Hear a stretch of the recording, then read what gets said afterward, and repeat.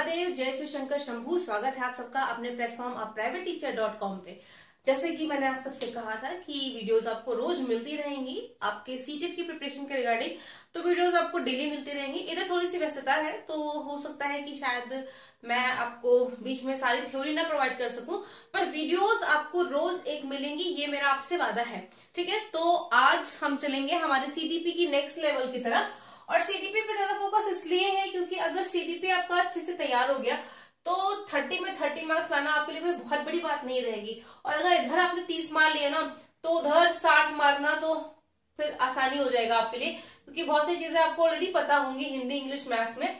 तो चलिए शुरू करते हैं हम आज का टॉपिक। और मैं बहुत टाइम आपका वेस्ट नहीं करूंगी, मैं ध्येय इतना ही लेकर चल रही हूँ कि एक क्लास आपकी 20 मिनट में खत्म हो, आपको टॉपिक जो है मतलब इंपॉर्टेंट चीजें हैं वो पता चलती चले आपके एग्जाम के बिहाफ पे। संग में आपको टेलीग्राम ग्रुप में पीडीएफ मेरी हैंड रिटन नोट्स आपको मिल जाएगी। ठीक है, उसके लिए आपको वरीड नहीं होना है, मेन आपको अपना कॉन्सेप्ट क्लियर करना है अपने एग्जाम के बेसिस से। तो चलिए आज का जो हमारा रहेगा that is the cognitive development theory of पियाजे। कौन सी है? Cognitive development theory of पियाजे। पियाजे का संज्ञानात्मक सिद्धांत। पियाजे जी हैं हमारे, जीन पियाजे साहब, उनका संज्ञानात्मक सिद्धांत। तो ठीक है, चलिए अच्छी बात है, हम आपको आज ये थ्योरी खत्म करा देंगे विद इन 15-20 मिनट। बट सबसे पहले हमें ये जानना जरूरी है कि जो हमारा कॉग्निटिव टर्म यूज किया गया है, what is the meaning of that cognitive. Cognitive का मतलब क्या है, संज्ञान का मतलब क्या है। तो अगर हम बात करें संज्ञान की तो हम इसे डिवाइड कर लेते हैं 3 चीजों में, दैट इज HMT। HMT का मतलब हम कह सकते हैं हेड, माइंड और थिंकिंग। और ये हमारी जो हेड, माइंड, थिंकिंग है, ये सब किससे रिलेटेड है?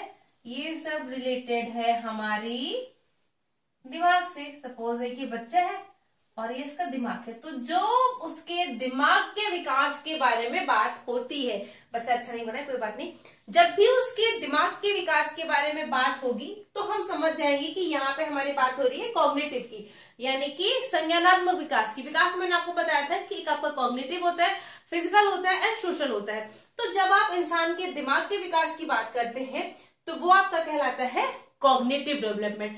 कैसा डेवलपमेंट? Cognitive development. और कॉग्निटिव डेवलपमेंट में आप ध्यान रखिएगा दैट इज HMT, यानी कि हेड, माइंड एंड थिंकिंग। और हेड, माइंड, थिंकिंग ये सारा कहाँ जा रहा है? आपके दिमाग में ही जा रहा है। तो जब आपकी बुद्धि के बारे में बात होती है, आपके दिमाग के बारे में बात होती है, आपके विचारों के बारे में बात होती है, तो वो आपके कॉग्निटिव डेवलपमेंट में आ जाता है। और कॉग्निटिव डेवलपमेंट में एक बच्चे का किस किस प्रकार का डेवलपमेंट होता है? तो यहाँ पे उसका डेवलपमेंट होता है लैंग्वेज का। किसका डेवलपमेंट होता है? यहाँ पे डेवलपमेंट होता है उसके लैंग्वेज का, उसके लर्निंग का, उसके सीखने की स्पीड का, मतलब सारी चीजों का यहाँ पे उसका डेवलपमेंट होता है कि एक बच्चा किस प्रकार से सीख रहा है, उसके सीखने की स्पीड क्या है, तीव्रता क्या है, उसका जो लैंग्वेज है उसका विकास कितना हुआ है, उसकी राइटिंग का विकास कितना हुआ है, उसकी लिसनिंग स्किल कितनी एक्टिवेट हुई है। तो इन सारी स्किल्स के बारे में जब हम बात करना शुरू कर देते हैं तो वो हमारे कॉग्निटिव डेवलपमेंट में आ जाता है। अब अलग अलग डेवलपमेंट के बारे में अलग अलग वैज्ञानिकों ने, या हम कहें मनोवैज्ञानिकों ने बात करी। तो जो ये हमारा कॉग्निटिव डेवलपमेंट है जिसको हम कहते हैं संज्ञानात्मक विकास, संज्ञानात्मक विकास के बारे में बात करी थी हमारे किसने? हमारे जीन पियाजे साहब ने। संज्ञानात्मक विकास के बारे में किसने बात करी? संज्ञानात्मक विकास के बारे में बात करी जीन पियाजे साहब ने। और जो जीन पियाजे साहब जी हैं उनके बारे में हम जान लेते हैं कि ये हैं कहाँ के, और इनकी मृत्यु के बारे में, इनकी डेथ के बारे में, इनके जन्म के बारे में। तो अगर हम जीन पियाजे की हिस्ट्री की बात करें तो इनका बर्थ हुआ था 1896 में, और इनकी जो मृत्यु हुई थी, इनकी मृत्यु हुई थी 1980 में। कब हुई थी? 1980 में। तो अप्रॉक्स ये 84 साल जिए थे, 84 ईयर्स ये जिए थे। उसके अलावा इन्होंने 32+ बुक्स लिखी थी अपने इस कॉग्निटिव डेवलपमेंट और बाल विकास के बारे में। उसके अलावा ये कहाँ के रहने वाले थे? ये स्विट्जरलैंड के रहने वाले थे। कहाँ के रहने वाले थे? स्विट्जरलैंड के रहने वाले थे, यानी कि ये स्विस के निवासी थे, स्विस निवासी थे। ठीक है, आपके ये स्विस के निवासी थे। तो इनके बारे में ये पूछा जा सकता है कि आई थिंक इनको नोबेल पुरस्कार मिला था। आप कमेंट करके बताइएगा कि आई एम राइट और रॉन्ग यहाँ पे। ठीक है, तो मैंने आगे पूछा था कि निवासी कहाँ कर है, या संज्ञानात्मक विकास के बारे में किसने बात करी, या जीन पियाजे ने संज्ञानात्मक विकास के कितने चरण दिए, ऐसे डिफरेंट डिफरेंट क्वेश्चन बन सकते हैं। और जब ये चरण इनके जो है ना, उस चरण पे भी बहुत सारे क्वेश्चन निकल के आते हैं। तो ये जो जीन पियाजे हैं, मैं आपको लिटरली बताऊं, ये आपके कुछ नहीं तो 2 से 3 नंबर आज के इस टॉपिक में तो आपके क्लियर हो ही जाने वाले हैं। तो पहला तो आपको ये क्लियर हो गया कि कॉग्निटिव डेवलपमेंट के बारे में बात किसने की थी, कॉग्निटिव डेवलपमेंट के बारे में बात की थी जीन पियाजे साहब ने। अब जीन पियाजे साहब की जो कॉग्निटिव डेवलपमेंट है, देखो मैं थोड़ा जल्दी में इसलिए भाग रही हूँ क्योंकि मैंने आपको बोला है कि 20 मिनट में मैं आपका ये टॉपिक खत्म करूंगी, कि जिससे आपका जो मेन मोटा मोटा कॉन्सेप्ट है कि कॉग्निटिव यानी कि संज्ञानात्मक विकास क्या होता है, बच्चे की धारणा, बच्चे का चिंतन, बच्चे की भाषा का विकास, ये सारा आपका कॉग्निटिव डेवलपमेंट में आ जाता है। यानी कि जहां पे उसके दिमाग के बारे में बात करेंगे वो कॉग्निटिव डेवलपमेंट में आ जाएगी।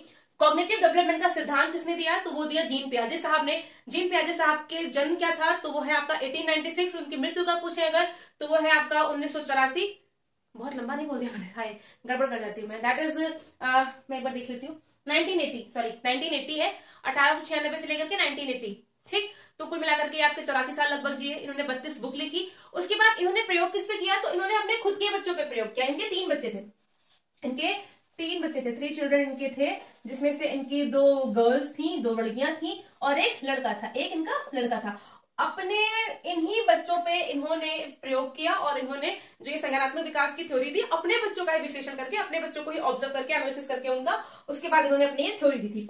तो अब हम जीन पियाजे के मेजर कॉन्सेप्ट के बारे में बात कर ले।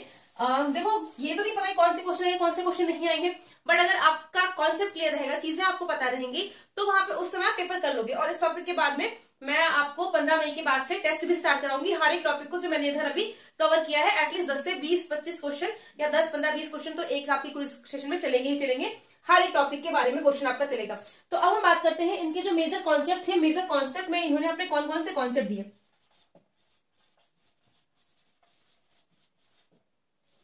मेरे कॉन्सेप्ट में सबसे पहले आपका आता है स्कीमा। स्कीमा को हिंदी में भी स्कीमा ही लिखा जाता है। अब स्कीमा क्या होता है, तो सपोज मैंने आपसे पूछा कि बेटा व्हाट इज दिस, ये क्या है, आपने मुझे बोला कि मैम ये मार्कर है। अच्छा ठीक है, वेरी गुड। मैंने कहा बेटा ये क्या है, आपने बोला ये डस्टर है। मैंने ऐसे ही आपको बाकी चीजें दिखाई कि बेटा ये क्या है, ये क्या है, ये क्या है, और आपने हर एक अलग अलग चीजों का नाम बताया। तो क्या जब आपने पहली बार इन चीजों को देखा था when you were a kid, तो क्या आप उन चीजों के बारे में अवेयर थे, क्या आपको पता था कि ये मार्कर है? नहीं, आई थिंक शायद किसी ने आपको ये बताया कि ये मार्कर है और तब से आपके दिमाग में ये छवि बन गई है कि इस टाइप की कोई भी चीज आपको दिखेगी जो लिखने के यूज में आएगी, that will known as marker, उसे हम क्या बोलेंगे, मार्कर। तो स्कीमा का मतलब क्या होता है कि बच्चा जो कुछ भी देखता है उसके दिमाग में छवि बन जाती है और बच्चा उन चीजों को पहचानना शुरू कर देता है। सपोज अगर आपने अभी मुझे देखा है और आपने इस वीडियो के बाद में आंख बंद करके आप जब सोचेंगे तो शायद आप मेरी शक्ल अपने दिमाग में बना सकोगे। तो ये वाला जो प्रोसेस है कि मुझे एक बार देखने के बाद में दोबारा मेरी छवि को अपने दिमाग में ड्रॉ कर पाना, that is known as schema. इसे क्या बोलते हैं, स्कीमा कहते हैं। ठीक है, नोट्स आपको पूरी मिल जाएगी। अभी आपको लिखने की अगर जरूरत है तो आप लिखते रहिए साथ में, अदरवाइज आफ्टर दिस वीडियो जैसे आप मुझे कमेंट करोगे मैं साथ में ही टेलीग्राम ग्रुप में नोट्स आपकी प्रोवाइड करा दूंगी। ठीक है, तो स्कीमा का मतलब होता है कि जो चीज बच्चे ने पहली बार देखी उसके दिमाग में छवि बन जाना और बाद में उस चीज को बच्चा एज्यूम कर पाएगा, that will known as schema. अब बात आई कि जो चीज बच्चा नहीं देखता है उसकी छवि कैसे बनाता है। सपोज उसने इस मार्कर को देखा, उसने पेन को देखा, उसने सब चीजों को देखा, बट उसने अक्षय कुमार को नहीं देखा है। बच्चे ने अक्षय कुमार को नहीं देखा है, हमने अक्षय कुमार को नहीं देखा है, बट हम अक्षय कुमार के बारे में अभी मैंने बात करी तो सबके सामने अक्षय कुमार आ गए। कैसे, हमने उनको रियल लाइफ में नहीं देखा है, बट कहीं ना कहीं इनडायरेक्ट वे में, टीवी में, पेपर में फोटो उनकी देखी है ना, तो हमने उनकी शक्ल कभी ना कभी, चाहे प्रत्यक्ष या परोक्ष रूप से, डायरेक्ट या इनडायरेक्ट वे में, कहीं ना कहीं हमने उनको देखा है। और इस तरह से उनको जो हमने देखा और नाम लेते ही उनकी जो एक छवि हमारे दिमाग में बन गई, that will be known as schema. उसको हम क्या बोलेंगे, उसे हम कहेंगे स्कीमा कहते हैं। ठीक है, तो स्कीमा के बारे में हम कह सकते हैं कि it is a building blocks. ये क्या है, आपके बिल्डिंग ब्लॉक्स होते हैं आपके ज्ञान निर्माण में। तो स्कीमा आपका बिल्डिंग ब्लॉक्स हो जाएगा आपके ज्ञान निर्माण में, यानी कि खांचों का निर्माण करेगा या खांचों का प्रयोग करेगा अपने ज्ञान निर्माण में, यानी खंडों का, खांचों का प्रयोग करना अपने ज्ञान निर्माण में। यानी किसी चीज को देखा है, बाद में उस चीज की उसके दिमाग में फोटो का आना, या बाद में अगर मैं उसे दिखाऊं तो उसे पहचान जाना, ये आपका कहलाता है स्कीमा। स्कीमा के बाद में दूसरा जो आता है वो कहलाता है प्रोसेस आपका एडाप्टेशन। क्या कहलाता है, एडाप्टेशन। अब एडाप्टेशन देखो कितनी बच्चे अडॉप्ट कर लो। बच्चे अडॉप्ट होने का मतलब क्या होता है, बच्चे गोद लेना, मतलब स्पेशली गोद लेना हम कहते हैं, बट अडॉप्ट करने का मतलब उस बच्चे को अपनाना होता है। ठीक है, तो एडॉप्टेशन का मतलब होता है कि अपने एक नए वातावरण में या वातावरण के साथ में तालमेल बिठाना, वातावरण के साथ में तालमेल बिठाना। इसका मैं आपको एग्जांपल लूं तो मैं बताऊं, सपोज मैं आपकी प्रॉपर यूपी से हूँ और मेरी शादी जो हुई है पूर्वांचल साइड में हुई है। अब मेरे यहाँ के और उनके यहाँ के जो रिचुअल्स है, रीति रिवाज है, दैट इज ऑल डिफरेंट। हमारे यहाँ जो दुल्हन उतरती है तो दूसरे तरीके से उतारते हैं। जिंदगी में मैंने वो देखा, मैं वहां पे गई तो थिंग वाज वेरी डिफरेंट। हमारे यहाँ एक अलग कल्चर है, उनके यहाँ चीजें बिल्कुल अलग कल्चर है। हमारे यहाँ इतनी पर्दा प्रथा नहीं है, बट वहां पे घूंघट लेना सारी चीजें हैं। तो जाहिर सी बात है 30 साल तक मैं एक दूसरे एनवायरमेंट में रही, उसके बाद मैं वहां पे गई और वहां पे जाने के बाद में मैंने वहां की चीजों को अडॉप्ट किया। मैंने धीरे धीरे वहां की चीजों के साथ में तालमेल बिठाया। तो मैंने जो अपनी पुरानी चीज थी उसमें नई चीजों को मैंने इंक्लूड किया, तालमेल बिठाया। वहां पे साथ में रहने के लिए मैंने उस पर्यावरण को मैंने अपने लिए थोड़ा सा क्या कहते हैं वो बनाया, इजी बनाया। तो ये वाला जो प्रोसेस होता है कि जहां पे हम खुद को एक नए वातावरण में जाकर के एडजस्ट करते हैं, वातावरण के साथ तालमेल बिठाते हैं, वो वाली प्रक्रिया हमारी कहलाती है एडेप्टेशन। एडेप्टेशन में आपके दो टर्म आते हैं, एक आपका आता है एसिमिलेशन और दूसरा आपका होता है अकोमोडेशन। अब एसिमिलेशन क्या होता है? एसिमिलेशन का मतलब होता है आत्मसात करना और अकोमोडेशन का मतलब होता है समायोजन करना। आत्मसातीकरण का मतलब क्या हुआ? जैसे कि आपने बच्चे को बताया कि ये मार्कर है, तो बच्चा पहचान गया कि ये मार्कर है। अब बच्चे को इसके अलावा दूसरे कलर का कोई मैंने मार्कर दिखाया, तो मैं दिखाती हूँ, एक मिनट आपको दिखा।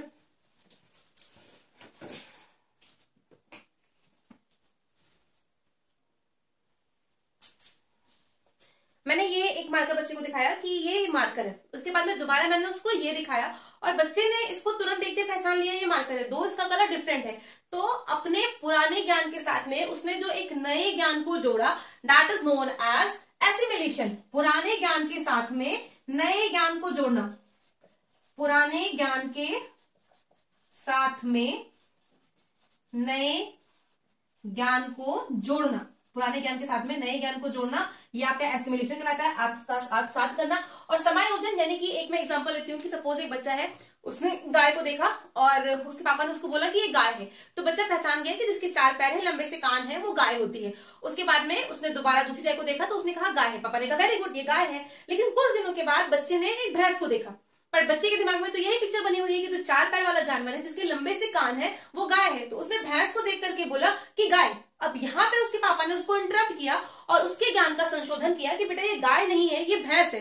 तो इस तरह से बच्चे का जो पुराना नॉलेज था उसमें जो मॉडिफिकेशन हुआ, जो परिवर्तन हुआ, बच्चे के पुराने जो नॉलेज में जो भी मॉडिफिकेशन हुआ, जो भी परिवर्तन हुआ, that is known as accommodation. यानी कि जहां तक उसको अभी पता था कि 4 पैर वाला जो जानवर है वो गाय होता है, परंतु अब यहाँ पर उसने जाना कि हर 4 पैर वाला जानवर गाय नहीं होती है, भैंस भी हो सकती है, घोड़ा भी होगा, गधा भी होगा, कुत्ता भी होगा, बिल्ली भी होगा। तो इस प्रकार से जो उसका पुराना ज्ञान था उसमें जो भी उसने संशोधन किया, जो भी उसने चेंजेस किए, वो चेंजेस उसके कहलाते हैं अकोमोडेशन यानी कि समायोजन। और इसके बाद में एक और टर्म आता है जिसको हम बोलते हैं इक्विलिब्रियम, या फिर हम कहते हैं इसको संतुलन। तो जो आपका इक्विलिब्रियम होता है या फिर जो आपका संतुलन होता है वो क्या होता है? देखिए नोट्स के लिए मैं फिर आपसे बोलूंगी कि नोट्स में आपको सारी प्रोवाइड करूंगी। 15-20 मिनट में मुझे ये क्लास आपकी खत्म करनी है, आपके कॉन्सेप्ट को क्लियर करके नोट्स आप वहां से भी देख सकते हैं टेलीग्राम ग्रुप से, और अगर आप चाहें तो बाद में तो मैं प्रोवाइड कर दूंगी क्या चाहना क्या है उसमें, ठीक है। अब इक्विलिब्रियम में संतुलन क्या होता है? तो देखो बच्चे ने गाय को देखा, उस गाय की छवि उसने अपने दिमाग में तैयार करी, वो कहलाता है आपका स्कीमा। उसने एक गाय को देखा और गाय की छवि अपने दिमाग में तैयार करी, वो कहलाता है स्कीमा। उसके बाद में उसने दोबारा दूसरी गाय को देखा और उसको गाय पुकारा, वो कहलाता है एसिमिलेशन। उसके बाद उसने भैंस को देखा, उसे भी उसने गाय बुलाया, पर यहाँ पे क्या हुआ? उसके पापा ने उसके ज्ञान में संशोधन किया और उसने ये जाना कि हर 4 पैर वाला जो जानवर है वो गाय नहीं होता है, तो ये कहलाता है अकोमोडेशन। और इस तरह से एसिमिलेशन, स्कीमा और अकोमोडेशन का यूज करने के बाद में जो उसके संज्ञानात्मक ज्ञान में या संज्ञान में उसकी स्थिरता आई वो कहलाती है इक्विलिब्रियम या संतुलन कहलाती है। यानी कि यहाँ पे बच्चे ने अपना कॉन्सेप्ट क्लियर कर लिया और जो उसका ज्ञान था वहां पे संतुलन आ गया है। अब वो गाय, घोड़ा, गधा, बकरी, भैंस में डिफ्रेंशिएट कर पाएगा, that will be known as equilibrium. ये कॉन्सेप्ट आपके 4 मेजर कॉन्सेप्ट है। स्कीमा, एसिमिलेशन, अकोमोडेशन आपके एग्जाम में बहुत बार पूछे गए हैं, इक्विलिब्रियम भी आपके एग्जाम में पूछे गए हैं और एडेप्टेशन भी पूछा गया है, पर मोस्ट पूछे जाने वाले में आपके ये 2 रहते हैं और ये एक रहता है। कि मैंने जब भी पिछला प्रश्न पत्र सॉल्व किया है तो मैंने बैक टू बैक इनको देखा है, और आप भी जब कभी देखोगे तो मतलब डायरेक्ट वे में नहीं पर इनडायरेक्ट वे में आता है कि बच्चा, एक लड़की है जिसने ऊंट को देखा और उसने बोला कि ऊंची पीठ वाला घोड़ा, ये क्या है? अब यहाँ पे आपको बताना है कि ये स्कीमा है, ये एसिमिलेशन है, ये अकोमोडेशन है, या ये इक्विलिब्रियम है।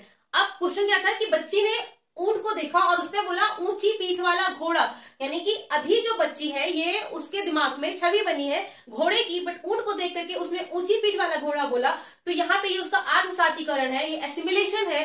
पर जब वो उसको ऊंट बोलेगी तब वो कहलाएगा आपका अकोमोडेशन। ठीक है, तो ये इस टाइप के क्वेश्चन पूछे जाएंगे इनडायरेक्ट वे में, और ये इनके मेजर कॉन्सेप्ट हो गए जीन पियाजे साहब के। अब हम चलते हैं, डिस्कस करते हैं हमारे उन 4 चरणों के बारे में जो जीन पियाजे ने संज्ञानात्मक विकास के बारे में दिया। चलिए अब बातें करते हैं हमारी स्टेजेस ऑफ कॉग्निटिव डेवलपमेंट या संज्ञानात्मक विकास की अवस्था या चरण। तो जीन पियाजे साहब ने संज्ञानात्मक विकास के 4 चरण दिए थे, जिसमें से पहला आपका कहलाता है सेंसरी मोटर आपका, जिसको कहते हैं हम संवेदी गामक अवस्था, जो 0 से 2 साल के बच्चे की होती है। उसके बाद में आपका होता है प्री ऑपरेशनल, जिसको हम बोलते हैं पूर्व संक्रियात्मक अवस्था, जो कि 2 से 7 साल के बच्चों की होती है। उसके बाद तीसरी आपकी होती है कॉन्क्रीट, जिसको हम कहते हैं मूर्त संक्रियात्मक अवस्था, तो 7 से 11 साल तक के बच्चे की होती है। उसके बाद में हमारा होता है अमूर्त, जिसको हम बोलते हैं ऑब्स्ट्रैक्ट या फॉर्मल, ये 11 साल से बड़े बच्चों की होती है। अगर हम शॉर्ट में इसको याद करना चाहें तो इसको हम कह सकते हैं SPCF, sensory, pre operational, concrete and F for formal. ठीक है, आप इसको SPCA भी कह सकते हो, इसको आप SPCF भी कह सकते हो अपने अकॉर्डिंग। अब देखो, जो संवेदी गामक आपकी अवस्था है, जिसको हम 0 से 2 वर्ष की अवस्था कहते हैं, यहाँ पे इसके नाम से ही क्लियर हो रहा है कि यहाँ पे जो बच्चा है वो अपने सेंस ऑर्गन के थ्रू चीजों को सीखता है, यानी कि बच्चा अपने मतलब ज्ञानेंद्रियों का प्रयोग करता है, अपने सेंस ऑर्गन का प्रयोग करता है और वहां पे इससे सीखता है। तो ऐसी वाली जो अवस्था होती है वो आपकी कहलाती है संवेदी गामक अवस्था। जैसे कि छोटा बच्चा अपने अंगूठे को चूसता है, भूख लगने पे जो बच्चा रोता है, तो ये वाली जो अवस्था आपकी आ जाएगी ये संवेदी गामक अवस्था में आ जाती है। फिर उसके बाद में आपकी पूर्व संक्रियात्मक अवस्था जो आती है, पूर्व संक्रियात्मक अवस्था आप कह लो कि एक कमी की अवस्था होती है, कि जहां पे बच्चे के अंदर धैर्य की कमी होती है, तर्क की कमी होती है, ज्ञान की कमी होती है, यानी कि यहाँ पे बच्चे के अंदर सिर्फ चीजों की कमी होती है। और जो बच्चा होता है वो ईगोसेंट्रिक होता है, यानी कि बच्चा अपने अलावा किसी को इस समाज में देखता ही नहीं है। बच्चे के लिए सिर्फ वही होता है, उसके अलावा उसे समाज में किसी और चीज से फर्क नहीं पड़ता है। तो ये वाली आपकी अवस्था कहलाती है प्री ऑपरेशनल। उसके बाद में आपकी होती है कॉन्क्रीट। कंक्रीट को हम बोलते हैं संक्रियात्मक, जहां पे बच्चा जितनी भी जो कमियां इस अवस्था में होती हैं, ये सारी कमियां यहाँ पे पूरी हो जाती हैं और बच्चा यहाँ पे तर्क करने लगता है, बच्चे के अंदर धैर्य आ जाता है, बच्चा चीजों को समझने लगता है, बच्चे के अंदर कंजर्वेशन आ जाता है, यानी कि बच्चा द्रव्यमान को लेकर के और कंजर्वेशन को लेकर के उसके अंदर चेतना का जागरण हो जाता है। तो ये वाली अवस्था आपकी कहलाती है पूर्व संक्रियात्मक अवस्था, यानी कि और उसके बाद में आती है अमूर्त संक्रियात्मक अवस्था, जहां पे बच्चा चीजें सामने ना होते हुए भी उनके बारे में विचार कर सके। अपने पूर्व, जैसे सपोज एग्जाम में आप गए और कुछ क्वेश्चंस आपको मिला, अब उस क्वेश्चन का आंसर अगर आपको नहीं भी पता है तो अपने ज्ञान को जोड़ करके जब आप आंसर लिख देते हो, तो इस प्रकार की जो आपकी अवस्था या बुद्धि होती है वो आपकी कहलाती है अब्स्ट्रैक्ट। इस समय हम सभी अब्स्ट्रैक्ट वाले में आ चुके हैं, क्योंकि हम सभी 11 वर्ष से बड़े हैं। तो हमारी जो सेंसरी मोटर आपकी स्टेज होती है संवेदी गामक अवस्था, संवेदी गामक अवस्था में कुछ चीजें आपकी होती हैं, जैसे कि एक सबसे पहली चीज आपकी पूछी जाती है, वो कहलाती है ऑब्जेक्ट परमानेंस। ऑब्जेक्ट परमानेंस का मतलब है वस्तु स्थायित्व की जो अवस्था होती है वो आपकी संवेदी गामक अवस्था में आती है। तो देखो, अभी मोटी मोटी चीजें आपको यहाँ पे ध्यान रख लेनी है कि जो ऑब्जेक्ट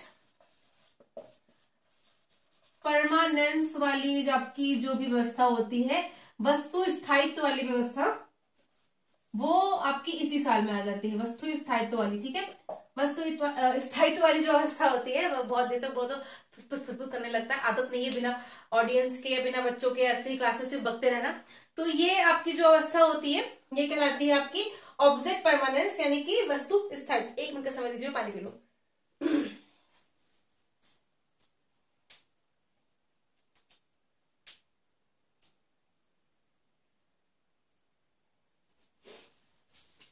सॉरी, वस्तु स्थायित्व के बाद में दूसरा आपका आता है गोल ओरिएंटेड, या हम बात कर लें आपके गोल ओरिएंटेड या गोल डायरेक्टेड बिहेवियर। गोल डायरेक्टेड बिहेवियर क्या होता है? किसी वस्तु के पीछे भागना। तो देखो, इन दोनों चीज को मैं आपको समझाती हूँ। Object permanence and goal directed क्या होता है? लक्ष्य निर्देशित हिंदी में बोलते हैं।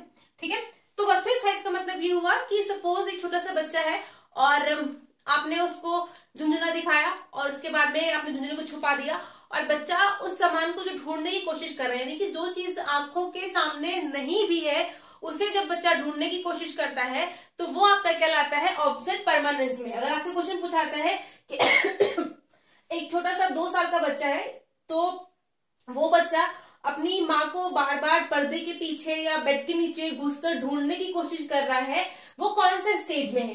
तो वो कौन सा स्टेज में है वो आपका अगर ऑप्शन दिया है सेंसरी मोटर तो आप वो लगाएंगे। वैसे पहला आपका दिया रहेगा कि बच्चा क्या दर्शा रहा है, तो बच्चा वहां पे ऑब्जेक्ट परमानेंस को दिखा रहा है, वस्तु स्थायित्व को दिखा रहा है कि मम्मा सामने नहीं है, मम्मा कहीं छुपी है, ऐसा उसे आभास हो रहा है, शायद मम्मा कहीं पे छुपी हो, वो अपने मम्मा को ढूंढ रहा है। यानी कि वस्तु आपके सामने नहीं भी है उसके बाद भी उस वस्तु को ढूंढते रहना, यह आपका ऑब्जेक्ट परमानेंस कहलाता है। उसके बाद में जो आपका गोल डायरेक्टेड बिहेवियर होता है, गोल डायरेक्टेड बिहेवियर का मतलब यह है कि बच्चे को आपने एक स्पून दिखाया और उसके बाद में उस स्पून को आपने कहीं दूर फेंक दिया और उस स्पून के पीछे पीछे बच्चे का दौड़ के जाना, या बॉल के पीछे पीछे बच्चे का दौड़ के जाना, या दूध की बोतल को देखना और देखते ही हंसने लगना और जैसे उसके मुंह से निकालना बच्चे का रोना शुरू हो जाना, ये आपका गोल डायरेक्टेड बिहेवियर कहलाता है। तो आपको जो सेंसरी मोटर स्टेज जो है, संवेदी कामक अवस्था जो है, इसमें ये 2 मेन चीजें आपकी पूछी जाती है कि गोल डायरेक्टेड बिहेवियर बच्चा कौन सी स्टेज में दिखाता है, या ऑब्जेक्ट परमानेंस जो है बच्चा कौन से स्टेज में दिखाता है, या कोई एक बच्चा है जो दूध की बोतल सामने आते ही हंसने लगता है और जैसे ही दूध की बोतल उसके मुंह से निकाली जाती है वो बच्चा रोना शुरू कर देता है, ये किस बिहेवियर को दिखाता है? तो आप बता देंगे कि ये आपका गोल डायरेक्टेड बिहेवियर होता है। ठीक है, तो ये हमारा हो गया सेंसरी मोटर स्टेज के बारे में, संवेदी कामक अवस्था के बारे में। बाकी चलिए इन 3 अवस्थाओं के बारे में हम बात करते हैं। मुझे लग रहा था मैं क्लास 20 मिनट में खत्म कर लूंगी, बट मुझे लगता है शायद 30 मिनट लगेंगे, पर कोई नहीं, आपका इस छोटी सी क्लास में ही सब चीजें खत्म हो जाएंगी, डोंट वरी अबाउट दैट। हमारी अवस्था है उसे हम कहते हैं हमारी प्री ऑपरेशनल एज या स्टेज, यानी कि हम यहाँ पे कह सकते हैं पूर्व संक्रियात्मक अवस्था। तो जो पूर्व संक्रियात्मक अवस्था होती है, मैंने आपको पहले ही बोला था कि यहाँ पे बच्चे के अंदर हर चीज की कमी होती है। कमी का मतलब ये होता है कि बच्चा जो होता है उसके पास तर्क की कमी होती है, बच्चा जो होता है उसके पास ज्ञान की कमी होती है, धैर्य की कमी होती है और जो बच्चा है वो ईगोसेंट्रिक होता है। ईगोसेंट्रिक की मैं बात करूं तो यहाँ पे क्या होता है कि ये वाली जो अवस्था होती है इसमें बच्चा ईगोसेंट्रिक होता है, उसको लगता है जो कुछ भी उसने देखा है वो ही सही है, जो कुछ बच्चा कह रहा है वही सही है, और यहाँ पे बच्चा सिंबल्स के थ्रू सीखता है। मतलब यहाँ पे जब बच्चा छोटा सा होता है ना, तो आप अगर उसको ए फॉर एप्पल दिखाओगे तो वो सीखेगा, या उसने अगर शक्तिमान को देखा तो शक्तिमान को देखने का मतलब है कि उसे उड़ना है, या आपने बोला कि स्पाइडरमैन है दीवार पे चढ़ना है, तो यहाँ पे वो सिंबल्स यानी प्रतीक का यूज करता है सीखने के लिए। यहाँ पे जो बच्चा होता है वो ईगोसेंट्रिक होता है, और इस एज को हम बोलते हैं कि नॉट शेयरिंग एज भी होती है। कि सपोज अगर बच्चे की मम्मी है, दादी है, बाबा है, पापा है, मतलब जो बच्चे के आसपास रहते हैं, और सपोज अगर बच्चे की दादी ही है और बच्चे की बुआ जाकर के अगर बच्चे की दादी को लाड करती है, तो वहां पे बच्चा उनको तुरंत हटाता है, यानी कि उसके अंदर शेयरिंग का अभी गुण नहीं आया है, बच्चा शेयर करना नहीं चाहता है वहां पे चीजों को। तो ये आपकी सारी चीजें जो होती है, ईगोसेंट्रिक, नॉट शेयरिंग बिहेवियर जो होता है, और सिंबल्स के थ्रू जो सीखना होता है, चीजों की कमी होती है, ये सारी आपकी ये प्री ऑपरेशनल स्टेज में होती है। प्री ऑपरेशनल स्टेज में भी कुछ ऐसे टर्म्स हैं जो आपके एग्जाम में पूछे जाते हैं, हम उन सब के बारे में एक एक करके बात करेंगे। तो जो पहला आपका आता है वो कहलाता है एनिमिज्म, और मैं आपको बार बार बोल रही हूं कि मैं आपको नोट्स आपकी प्रोवाइड कराऊंगी। एनिमिज्म का मतलब होता है कि यहाँ पे जो बच्चा होता है वो जीववाद करता है, यानी कि यहाँ पे जो बच्चा है वो ये जानता है कि जो निर्जीव चीजें हैं उसमें भी जान है। जैसे कि सपोज उसका कोई खिलौना है, बच्चे अपने खिलौने को ये सोचता है कि जो उसका खिलौना है वो उसका फ्रेंड है, वो अपने टैडी को लेकर के, अपने खिलौने को लेकर के बहुत ज्यादा एकदम से कंसर्न रहता है कि जब उसे भूख लगेगी वो खाना खाएगा तो अपनी गुड़िया को अपने पास बिठाएगा, अपने गुड्डे को अपने पास बिठाएगा और उसको खाने खिलाने की कोशिश करेगा। आप उसके खिलौने को मारो तो वो डर जाएगा, यानी कि यहाँ बच्चा निर्जीव वस्तुओं को सजीव समझता है, और ये कहलाता है आपका एनिमिज्म, यानी कि जीववाद कहलाता है। एनिमिज्म के बाद में यहाँ पे होता है कि बच्चा जो होता है वो आपका प्रिटेंडेड प्ले के थ्रू चीजें करता है। प्रिटेंडेड प्ले का मतलब क्या हो गया कि यहाँ पे सपोज अगर जो बच्चा है वो जो देखता है बाद में उस चीज को प्रिटेंड करता है, यानी कि रोल प्ले करता है। सपोज अगर बच्चे की मम्मा डॉक्टर है तो बच्चा मम्मी के जाने के बाद घर में डॉक्टर का रोल करेगा, पापा की तरह बिहेव करता है, समटाइम दादा की तरह बिहेव करता है। तो जिस चीज को वो देखता है उस चीज को देख करके वो अपने आप को वही प्रिटेंड करके उनके जैसा बिहेव करता है। तो ये भी आपके प्री ऑपरेशनल में होता है। प्री ऑपरेशनल में एक और आपकी चीजें होती हैं जिसको हम बोलते हैं अपरिवर्तनशीलता, यानी कि इरिवर्सिबिलिटी जो होती है उसका गुण बच्चे के अंदर नहीं होता है। बच्चा जो है वो नहीं समझ पाता है कि कोई भी चीज जो आपकी है, सपोज अगर बर्फ है तो बर्फ पानी से जमी है और ये बर्फ पिघलेगी तो ये अगेन पानी बनेगी, यानी कि जो इरिवर्सिबिलिटी का प्रोसेस है वो उस बच्चे को समझ में नहीं आता है आपके प्री ऑपरेशनल स्टेज में। तो इन दोनों स्टेज के बाद में आपकी तीसरी स्टेज आती है, जिस स्टेज को हम बोलते हैं कॉन्क्रीट यानी कि मूर्त अवस्था।